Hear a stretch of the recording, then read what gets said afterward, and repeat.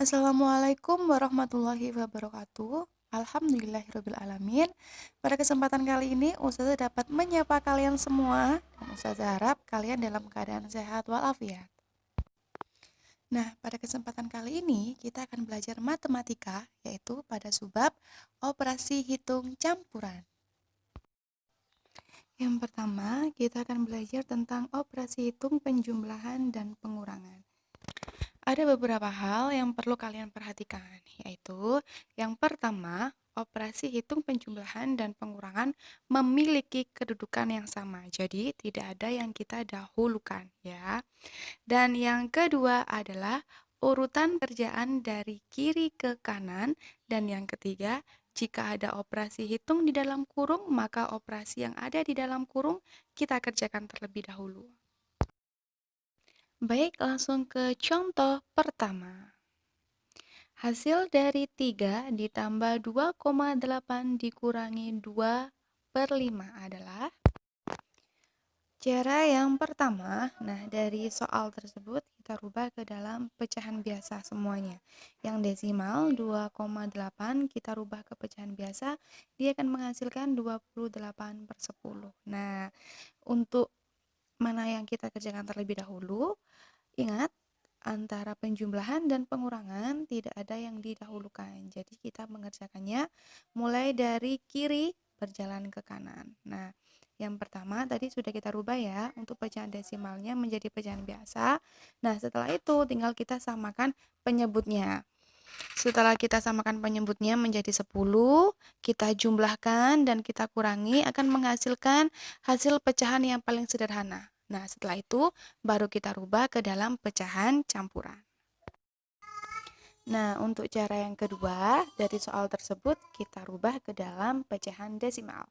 Yang 2/5, pecahan desimalnya adalah 0,4. Nah, setelah itu baru kita jumlahkan dan kita kurangkan akan menghasilkan 5,4. Nah, dari kedua cara tersebut sama, dia akan menghasilkan jawaban yang sama. Contoh yang kedua. Nah, hasil dari 12/34 dikurangi di dalam kurung 10 ditambah 25% adalah, untuk cara yang pertama, yaitu seperti biasa bisa kita rubah ke dalam pecahan biasa. Jadi untuk yang pecahan campuran, untuk yang persen, kita rubah ke dalam pecahan biasa, dan yang kita kerjakan terlebih dahulu adalah yang berada di dalam kurung. Setelah itu kita samakan penyebutnya, kita operasikan seperti biasa. Nah, jangan lupa hasilnya itu adalah pecahan yang paling sederhana. Nah, setelah itu baru kita rubah ke dalam pecahan campuran. Untuk cara yang kedua, yaitu sama ya, bisa kita rubah ke dalam pecahan desimal. Ingat, tetap yang di dalam kurung itu yang kita kerjakan terlebih dahulu. Dari kedua cara yang telah saya tunjukkan pada kalian, nah, dalam pengerjaannya, kalian bisa memilih salah satu cara mana yang menurut kalian yang paling mudah dan yang paling kalian bisa. Baik, yang selanjutnya kita akan belajar tentang operasi hitung perkalian dan pembagian. Ada beberapa hal penting yang perlu kalian ketahui dalam pengerjaan operasi hitung campuran perkalian dan pembagian. Yang pertama yaitu operasi hitung perkalian dan pembagian memiliki kedudukan yang sama. Ya, artinya sama dengan penjumlahan dan pengurangan yang tadi, tidak ada yang kita dahulukan. Yang kedua, pengerjaan urut dari kiri lalu ke kanan, ya, sama dengan penjumlahan.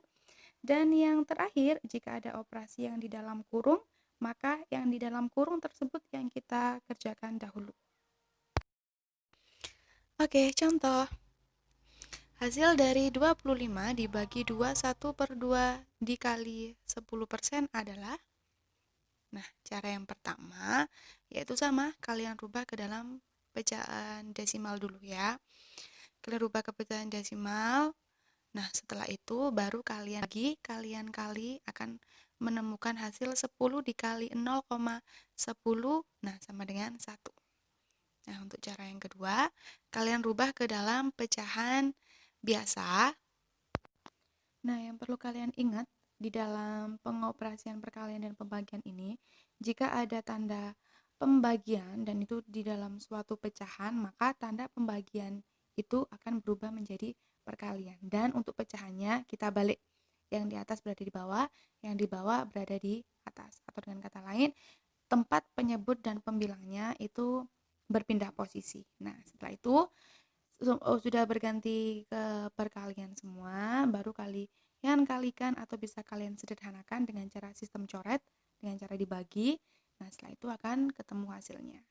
Dari kedua cara tersebut, hasilnya akan sama.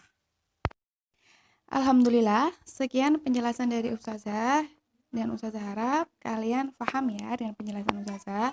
Jikalau mungkin nanti ada yang ingin ditanyakan, monggo langsung saja WA maupun video call Ustazah. Ya, dan jangan lupa tetap semangat dan jaga kesehatan ya. Wassalamualaikum warahmatullahi wabarakatuh.